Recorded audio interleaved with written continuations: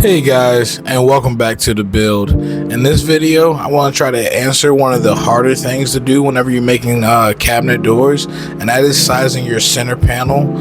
You want to make sure that it has room to expand the contract, especially if you're going with solid wood.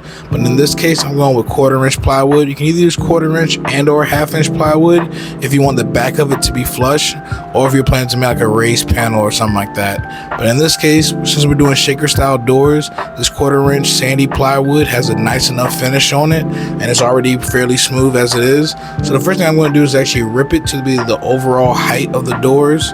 I know the inside dimensions of my assembled doors. I can't remember what it is off the top of my head, but let's say it's 22 inches. I need to then add the width of the dado, which is 3/4, so 3/4 and 3/4. It's 1.5 inches. After adding that 1.5 inches, I'll subtract maybe like a 1/4 inch, give or take. That'll give me like an 1/8 inch of wiggle on both sides of the dado.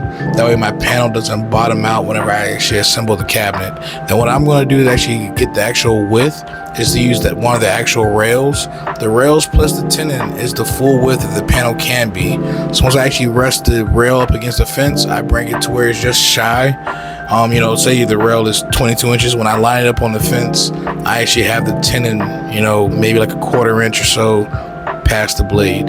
That lets me know that all these rips or cross cuts in this case will be the right width. They'll be just under the size of the overall door, so that way I know everything will fit again when you go into the assembly. Nothing's worse than like doing all this process, start spreading glue, and then when you go to actually assemble your doors, nothing fits, or your joints won't close up all the way because your panel itself is slightly oversized. Hopefully I can prevent that for you guys, and if you have enjoyed, let me know down in the comments. Leave me a like, comment, and subscribe, and I'll see you guys in the next one. Peace.